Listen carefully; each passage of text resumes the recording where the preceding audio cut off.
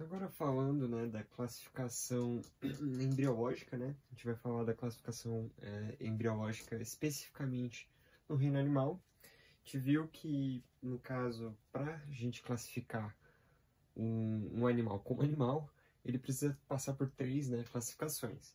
Eles, no caso, são todos eucariontes, né, que possuem a carioteca, né, que é uma célula que possui um núcleo definido, compartimentalizado. A gente viu, no caso, que precisam ser seres pluricelulares, né, mais de uma célula, e precisam ser heterótrofos, no caso, precisam não adquirem o próprio alimento, né, como a gente fala no dia a dia, mas não faz a transformação, né, do material inorgânico para o material orgânico, né. A gente, no caso, os animais, em geral, precisam de uma fonte externa, né, de energia. A gente vai ver que a gente precisa de 6 tipos de questões, né, que a gente trata para fazer a classificação embriológica, né, as 6 principais. A gente vê qual é o sub-reino, qual é o desenvolvimento embrionário, o que acontece com o blastóporo, se possui ou não celoma, se possuir, qual a origem desse celoma e a sua simetria, né, do seu corpo. A gente vai começar, né, com o sub-reino. A gente tem 2, né, que é o parazoa, que não possuem tecido verdadeiro, né, que no caso são células com funções interligadas, né, com funções específicas. No caso dos parazoa, a gente só tem os poríferos, né, as esponjas. No caso, todo o resto vai ser eumetazoa, que possui tecido verdadeiro, né. Então, todo o resto, né, com exceção do parazoa, que são seres bem primitivos, né, não são menos desenvolvidos, mas são mais primitivos, né. A gente vai falar agora do desenvolvimento embrionário, é o segundo tópico. A gente vai dividir em 2 tipos. No momento, né, do desenvolvimento embrionário, a gente pode classificar como diblásticos, que possuem 2 folhetos embrionários. Folhetos embrionários são os folhetos que formam, né, são, entre aspas, conjuntos de células, né, no estágio embrionário. A gente vai ter a gente tem 3 tipos, né, de folheto embrionário, que é a ectoderme, a mesoderme e a endoderme. Então, no caso, a gente vai ver que os diblásticos possuem apenas 2 folhetos, que é a ecto e a endoderme, que é esse caso aqui, ó, veja que só possui uma camada mais externa e a camada mais interna, né, que seria a endoderme. No caso dos triblásticos, né, 3, possuem 3 folhetos embrionários, que seria a ectoderme, né, a mesoderme e a endoderme, né? Veja que esses 2 aqui são de blástico, a gente vai ver já qual é a diferença entre os 2, mas possui 3 folhetos embrionários. A gente vai ter quanto ao que o blastóporo gera. O que é o blastóporo? Quando a gente está na fase gástrula, né, do desenvolvimento embrionário, só lembrando, né, que a gente tem, né, a partir do momento que é feita a fecundação, a gente tem o zigoto, que vai para a mórola, né, que é um tecido, é uma célula, é um objeto maciço, né, de células. A gente vai depois para blasto e depois a gente vai para gástrula. No caso da gástrula, a gente vai ter, no caso, uma invaginação, né, do que seria a blástula. No momento em que acontece essa invaginação, a gente vai ter, né, a parte interna e a parte externa. A gente vê isso especificamente numa aula de biologia, resumo de biologia A, né? No caso, a gente vai ver exatamente como acontece esse processo. Vou deixar o link embaixo para o resumo que fala especificamente, né, sobre esse processo, né, de mitose que acontece, né, no processo embrionário. Mas a gente vê que a gente tem um orifício. Esse orifício se chama blastóporo, né? No caso, o blastóporo, ele pode gerar 2 coisas no indivíduo, né, no animal. Se ele gerar o ânus, a gente tem os deuterostômios. Se ele gerar a boca, a gente vai ter os protostômios. A gente tem que pensar, né, que os seres mais complexos seriam os deuterostômios, né? Que imagine que a gente faz o processo de trás para frente, né, no desenvolvimento embrionário, né? Então, se ele gera o ânus, ele faz o processo totalmente inverso, né? A gente vai do sistema digestório até a boca. Então, realmente, é um processo mais complexo. Logo, os deuterostômios são seres um pouquinho mais complexos.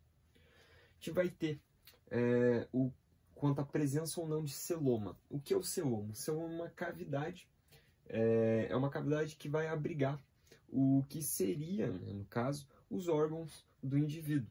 Então, a gente tem 3 tipos. Os acelomados. Os acelomados não possuem celoma. Então, veja que nesse caso aqui, ó, ele não possui celoma, né? A gente vai ter também os pseudocelomados, que possuem um falso celoma. Veja que a endoderme, ela não... aqui a gente tem um espaço, né, interno, nesse caso aqui, ó, nesse pseudocelomado, a gente tem esse espaço interno. Só que veja que ele não faz contato com a mesoderme. Então, nesse caso, a gente chama de pseudocelomado. No caso dos pseudocelomados, a gente vai ter, por exemplo, nos acelomados, né? Esqueci de falar que a gente tem os plateumintos, né? Que são os vermes achatados. Como eles não possuem, né, esse celoma, eles só têm um preenchimento de células dentro deles, né? Então, eles vão ter fluidos, né, que fazem vão ser exofluidos, né, no caso, para fazer a sustentação deles. Nos pseudocelomados, a gente vai ter os nemateumintos, né? No caso, por exemplo, a gente tem a lombriga, né, que é desse jeito. E a gente vai ter os celomados. No caso dos celomados, a gente vai ter o celoma verdadeiro. Veja que nesse caso aqui, ó, a mesoderme, ela está em contato direto com a endoderme. Ela reveste ela e cria 2 camadas, né, 2 celomas. Nesse caso aqui, a gente chama de celoma verdadeiro. Então, é um celomado. A gente tem todos os demais animais, né? Os mais complexos possuem esse tipo de cavidade. A gente vai ter também o quinto ponto, o quinto tópico, que é a origem desse celoma, né? O que gerou esse celoma? Se o que gerou esse celoma foi o blastóporo, né? De alguma maneira, no desdobramento e invaginação, a gente vê que se ele for gerado por esse orifício, a gente chama de esquizocelomados, né? Que tem o celoma de origem do blastóporo. Agora, se for o arquêntero, que é essa cavidade interna, a gente chama de enterocelomados, né? Então, tem a origem do arquêntero. No caso, a gente vai falar agora sobre a simetria, que é o último tópico. Quando a gente está tratando das classificações, a gente vai falar da simetria. São 3 tipos de simetria. Vamos falar primeiramente dos assimétricos. Os assimétricos não possuem uma forma específica. Acho que é melhor falar dos simétricos primeiro. O simétrico, a gente vai ter, no caso, os simétricos radiais, a simetria radial, que é quando o corpo segmentado desse animal, quando a gente divide ele em várias partes, são iguais em mais de 2 planos. Então, por exemplo, a gente vai ter, por exemplo, vou desenhar uma estrelinha do mar aqui, ó. Uma estrelinha do mar. Se eu desenhar essa estrelinha do mar aqui, veja que a gente consegue segmentar o corpo dela em vários planos diferentes. E vão ser todos iguais. Então, nesse caso, a gente vê que é uma simetria radial, né, de vários pontos. O que é diferente da simetria bilateral. Você que está aí, no caso, é um ser de simetria bilateral. Porque a gente tem o corpinho, né, do ser humano. Aqui assim. Se a gente fizer um corte assim, ó, não ficou bem no meio, mas veja que uma parte para lá vai ter uma parte igual da parte que a gente segmentou para o outro lado. Então, se a gente rasga, né, o ser humano, por exemplo, né, existem vários animais que são assim, a gente tem duas partes, né, 2 planos iguais. É muito importante de pensar que os seres de simetria bilateral, eles geralmente possuem cefalização. Cefalização seria possuir uma cabeça. E por que isso é uma vantagem? Porque quando você tem cabeça, você tem um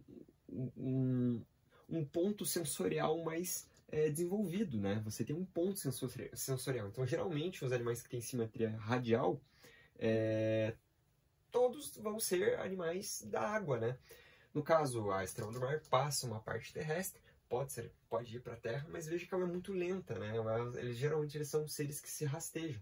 Já os bilaterais não, eles possuem a cabeça, que é um órgão sensorial, então eles conseguem ser um pouco mais ágeis, né? E isso para sobrevivência é muito bom.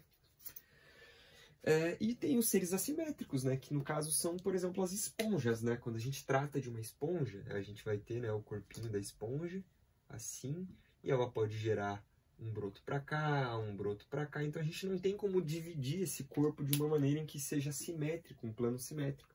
Então a gente chama ele de assimétrico. Então essas são as 6 características que a gente trata para fazer a classificação, né, de um animal.